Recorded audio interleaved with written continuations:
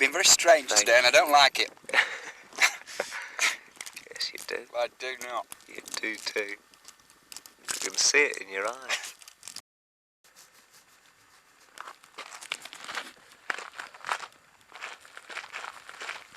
Hopefully, that is the pass into San Pedro, because I'm tired.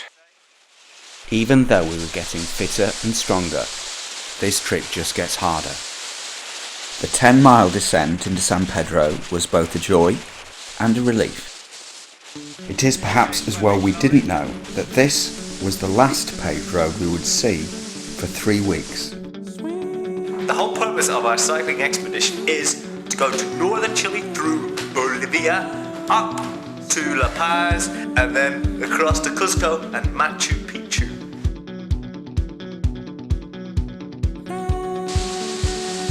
Our map showed a dirt road leaving San Pedro for Bolivia. Our map was making things up.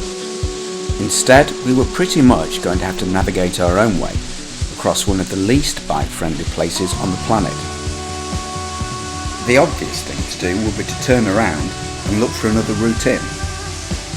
In the end, we didn't turn around, mainly because we couldn't face going back up this bloody hill.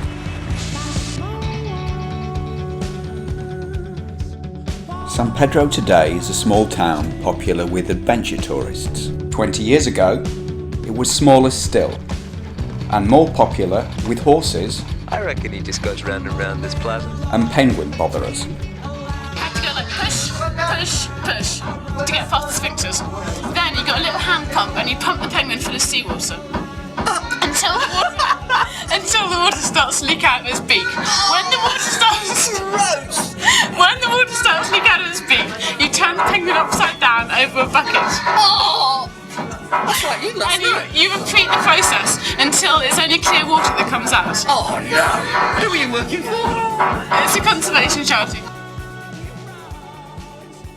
Well, we've been stalled in San Pedro, the Atacama, for 4 days now, trying to find a map to get across to Bolivia, but such a map does not seem to exist. In our infinite wisdom, we've decided to do it anyway, and on the plus point we have picked up Laurent, a Swiss cyclist.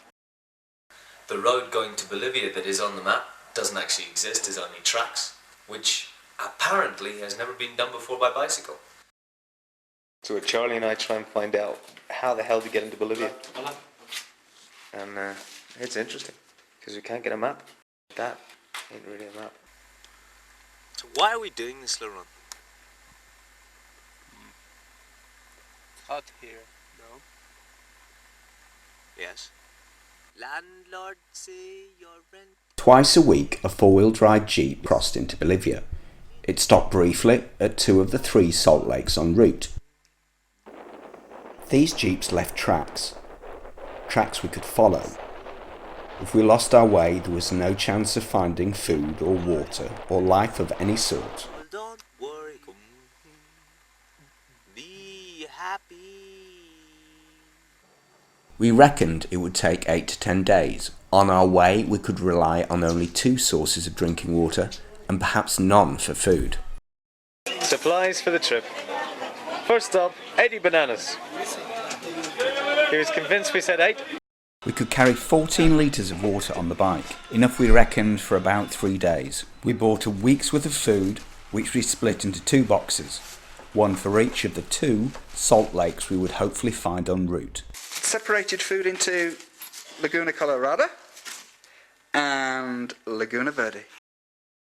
Next, we needed to find the driver of a four-wheel drive Jeep, who was headed for Bolivia and prepared to drop off our food parcels en route. Our resupply strategy left us uneasy. Have we forgotten anything? Yeah. What? Probably. After all, the boxes could easily go astray, but we were too busy with other things to dwell on it. Brand new wheels we've had sent from England are free-wheelless, which makes them slightly useless. Now let me just have a close look at this sorting out business. Could you move your hands for a sec? Oh, that's good.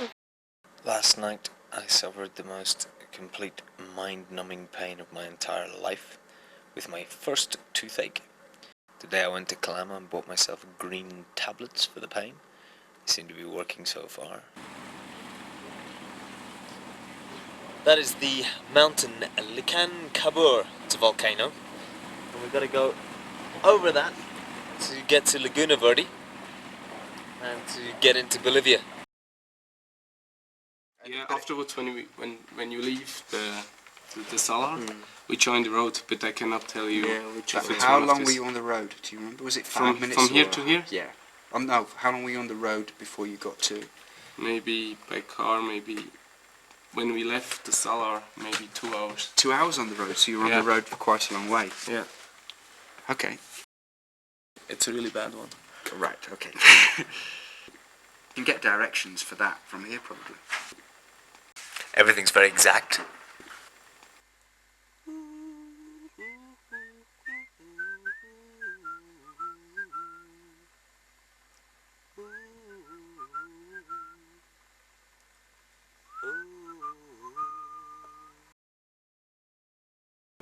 We're setting off tomorrow. First thing. ¿Cachai? Ciao! That's the time, that's the date. And we're leaving San Pedro, and we're going to the Bolivian border today, and Agua Verde, Green Lake. From civilization into nothing. Ja!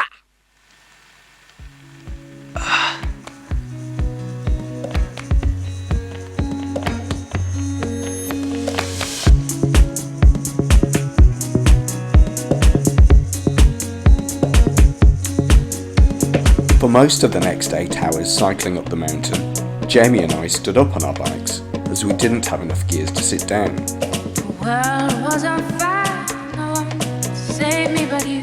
We figured the best strategy was to race up it. Strange, what is that? Laurent, for some reason, chose not to join in. What kind of a twat are you?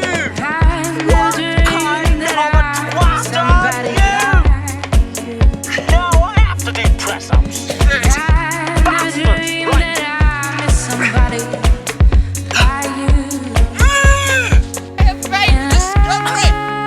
Hey, we found our cock!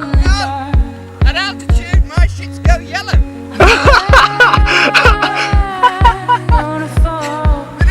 Really yellow. Is that a good thing? We're all very weird! Even Laurent! Indulge in that well-known sport of high-altitude llama chasing.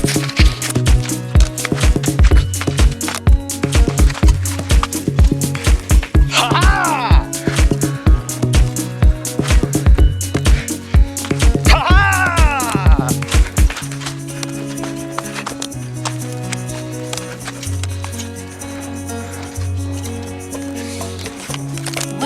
That was high-altitude llama chasing at its finest. Laurent! Idiots calling Laurent! Is he? Ah! What a wicked thing to say. You never felt this way. What a wicked thing to do. So make me dream of you. 500 meters and then we'll do the Ministry of Silly Walks. Gonna fall in love. Now First sand casualty of the day equals Carlos. with you. Bonjour, Monsieur le Camera. Today we climb to 4,400 meters. This pass that goes up here, which I will show you in a moment. Behind me is Charlie. Charlie and I have not the gears to climb these mountains because nothing arrived from England. So we're having to stand up.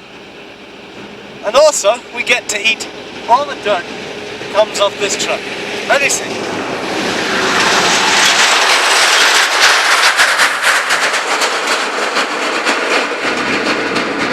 Isn't that nice? It's very beautiful, just at the moment, but as we climb, obviously, there is less oxygen, and you only notice it when you got to drink out of your water bottle. and you just can't breathe. It's a bugger. ¿Cómo está? Ah, bien. No gears. No gears. Me neither. It's not really very funny. And there's the run. Calmly sitting down. I'll show you him better. Look at that. The figure of elegance. Just sitting, turning the gears. And I bet he's got about 5 more above that. Bonjour! Hola. Hola! And just to show you where we're going, that is where we're going. And that, Laurent is a fan of the dirt. And there is the volcano that we hope to climb the day after tomorrow. That is 5,916 meters, which is a lot. Oh well, I better get after them before I get left behind. Vegetation has changed markedly. My speed has changed markedly. There's Charlie, and ahead of Charlie is Laurent somewhere. Laurent, who started miles behind and thought, I can beat him, I can beat him. Laurent is now kicking for the summit, and neither of us can breathe. And I'm sure I look horrible. I feel horrific. 3,700 meters. To go. How much air is there going to be at that height? We're going to be okay. It's just this is really steep, you know. I mean, it'd be hard anyway. Really steep on sand, heavy bikes. Ah! Can't breathe. Can't fucking breathe. Can you breathe? Go. Go like the wind. If only I could convey how absolutely horrible I feel. I think then you understand. I'm not riding my bike anymore, I'm pushing. Bolivia had better be nice. That's the end of Chile, and that's Bolivia.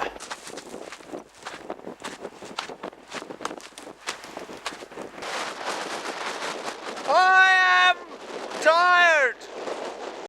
My brain hurt. Oh, I farted and shit. Oh, it's alright. My fuck it. I fucked this up. My brain hurts. A lot. A tough day had taken its toll. Look at the state of this road. The dirt road bound for Argentina that had brought us up the hill had gone. From here, it was sand and tracks. So you find your way through this maze and mess. What's more, from here we would be carrying 4 days of food and water, not 1. Still, could be worse. This is us feeling sick at altitude. Except for Laurent, look at him.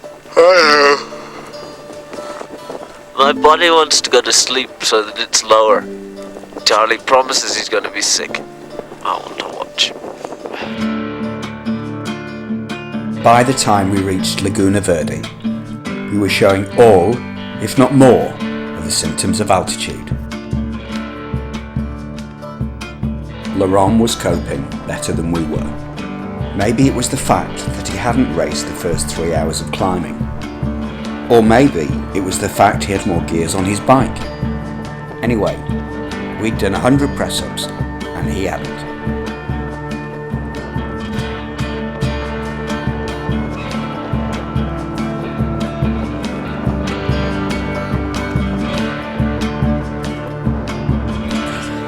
I'm splitting headache. Cold. But I'm here. Remember we said just before Antofagasta was the hardest day?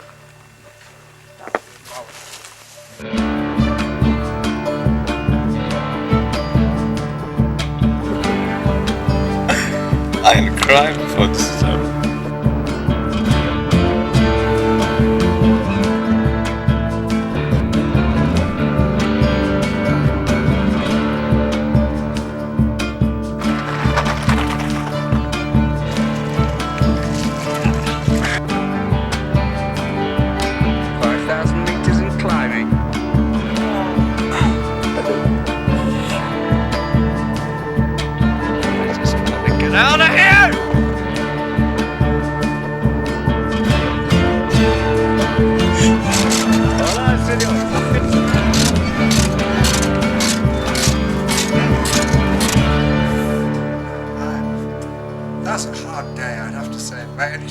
Do